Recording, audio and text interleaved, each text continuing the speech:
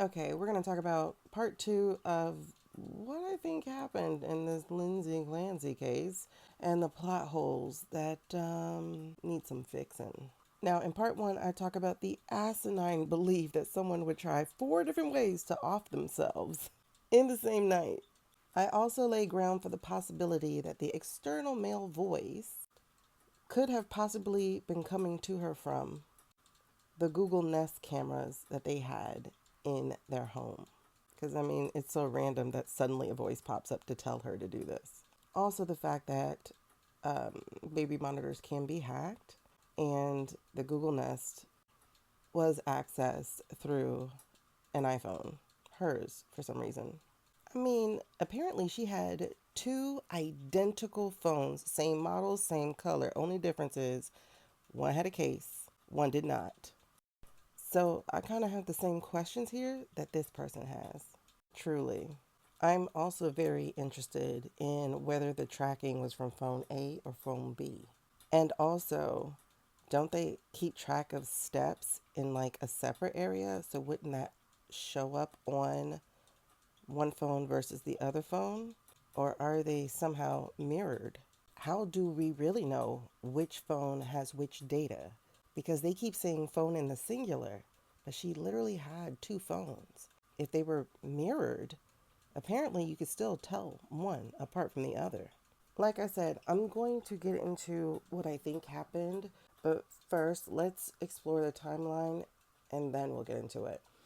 If you look here, it says about 5:10 or at 5:10, Lindsay called 3V, the restaurant place. Okay, so according to the timeline, somewhere around 4:53, she apparently texts him to go pick up dinner and to stop by CVS to get the Pedialyte, which we already discussed. 5:15, he says he left.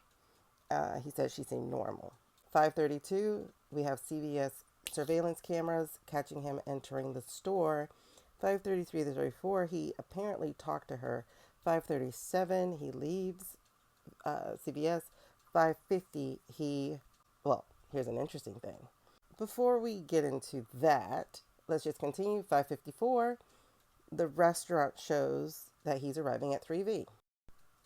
Sometime between 5:33 and 5:38, it's saying that she climbed 2 flights of stairs while he was at CVS. All right, so 5:54, he's at the restaurant.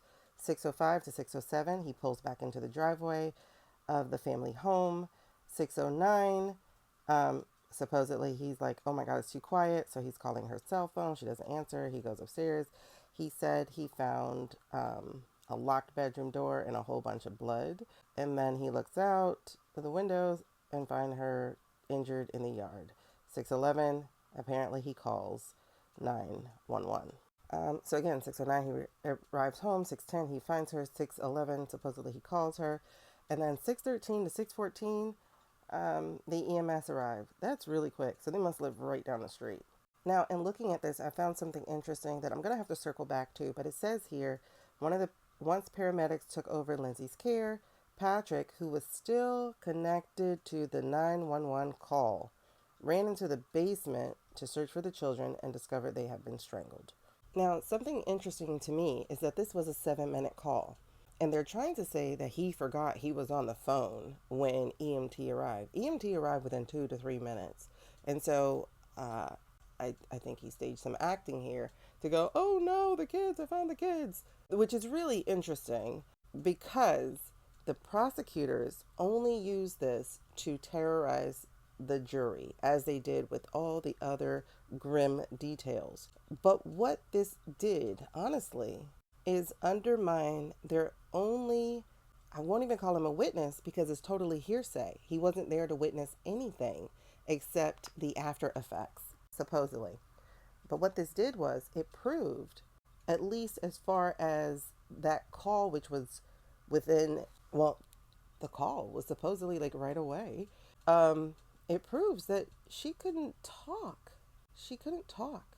And he says that she was able to tell him that she jumped out of the window and that the kids are in the basement. When a paramedic arrived, he said he saw The dude standing over her. Not down by her like, oh my God, my love, but up and over her.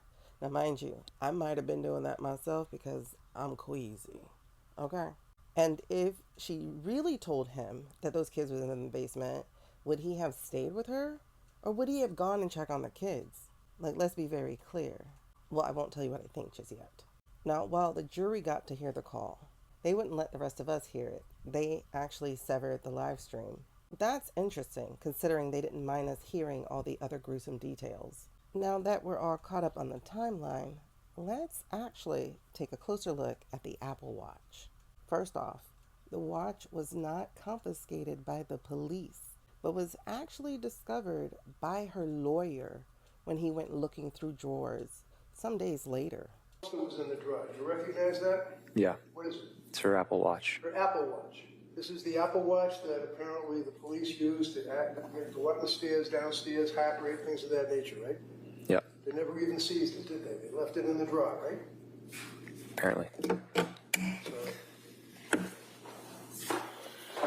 That's already quite interesting. He also found a drawer of medicines that should have also been confiscated by police. But they said this drawer was tucked away near the bed. Speaking of the bed, we already talked about the 4 ways that she tried to off herself.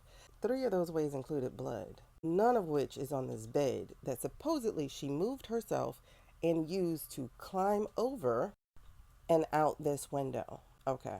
So while looking up information regarding this Apple Watch, it was noted that between 5:33 and 5:38, it logged 2 flights.